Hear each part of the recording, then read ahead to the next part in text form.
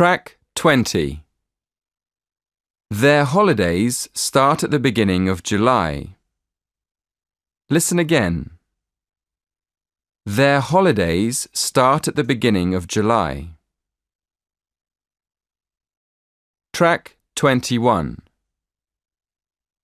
When you start university, you'll probably find it's not all that easy to balance the time you spend on studying with the time you spend going out with your friends. In fact, one of the biggest problems you'll have is managing your time. Of course, it's perfectly understandable. I mean, in many cases, it's probably the first time you'll have lived away from home, so you'll have to do lots more things for yourself, like buying your own food, washing your clothes, and managing your own money. At the same time, there's no one there to tell you what time to come home at night, or what time to get up in the morning. On top of that, at university, you won't have as many hours of class as you did at school, and your tutors will expect you to study on your own a lot more. So you might feel you've got a lot of free time on your hands. So how do you deal with it? Well, to be honest, I don't think there's an easy answer, but I think it helps to go to all your classes, however tired you are. Print a copy of your timetable and put it on the wall in your bedroom. Actually, your university might even have a system for alerting you on your mobile when your lectures are. Apart from that, you could try not going out during the week and keeping your social life for the weekend. I'm not sure that's very easy, though. One thing I will say, though, is that at the end of the year, after your exams, you can really relax. Track 22. I started this new job a couple of weeks ago, and I'm having a lot of trouble with my work-life balance. In my last job, we had fixed hours. We had to be at the office at 9 on the dot, and we always finished at exactly 5. Any work we hadn't finished, we could just leave for the next day. But this new job's very different. I mean, in this job, we can come into the office any time between 8 and 10 in the morning. Then we can choose whether to have a lunch break or not. Then it gets a bit complicated.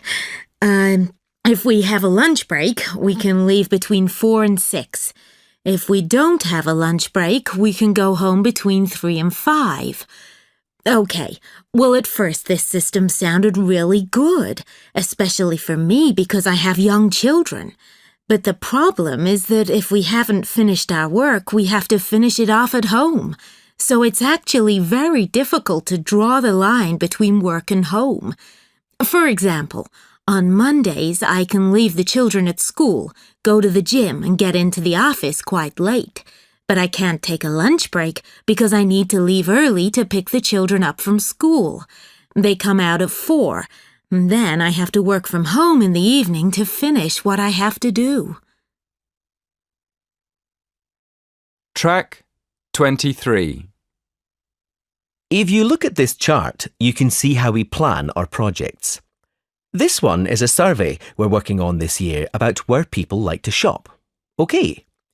Well, we always start by having a team meeting. That's in the first column called tasks. So, in this team meeting, we decide what we need to do, who's going to do it, and when it's got to be ready, right? So, you can see here in the second column, we've got the start date of the project. That's the 23rd of January. That's the same day we have the team meeting. If you look down the tasks column, you can see that the first thing we have to do is write a draft questionnaire. You know, like an outline of the questions we want to ask. Then we have to check the questionnaire to make sure the questions are right. If you look at the lines in column 3, you can see the dates when we have to complete important tasks in the project. These are what we call milestones in the project. For example, when we've checked the questionnaire on the 25th of April, we'll have reached a milestone, and when we've completed the survey on the 30th of June, we'll have reached another milestone. On the 15th of August, when we finish entering the data on the database, we'll have finished the first phase of the project. The second phase of the project involves writing the report. We'll be doing that between the 15th of August and the 15th of September, and that's the deadline for the project to be handed to the client. Track 24. Section 2. You will hear a human resources manager talking about her company's work-life balance policy. First, in the exam, you will have 20 seconds to look at questions 1 to 5. Listen carefully and answer questions 1 to 5. In our company, we believe that our employees are more productive, they work better if they're happy. Naturally, we have to make sure the company makes a profit, but at the same time, we need to think about the physical and mental health of our employees. We do understand that they aren't just working machines, so we have a policy of helping them find a fair balance between their work and their private lives, what we call a work-life balance. We do this in several ways. Firstly, we have a family-friendly policy, so parents can look after their children when they're very young. For example, sometimes they need to work flexible hours, times that aren't fixed. Other times, parents have to work part-time, and quite a lot work from home. Another example of our family-friendly policy is our generous maternity leave package. In our company, we allow women who've had a baby to take a whole year off work after the baby's born. And of course, while they're away, their jobs are protected. Before you hear the next part of the talk, in the exam, you will have 20 seconds to look at questions 6 to 8. Track 25. Now listen and answer questions 6 to 8. Because we want our employees to be happy, we carried out a survey recently to find out which working patterns are really most popular. In general, our staff prefer to work at the office.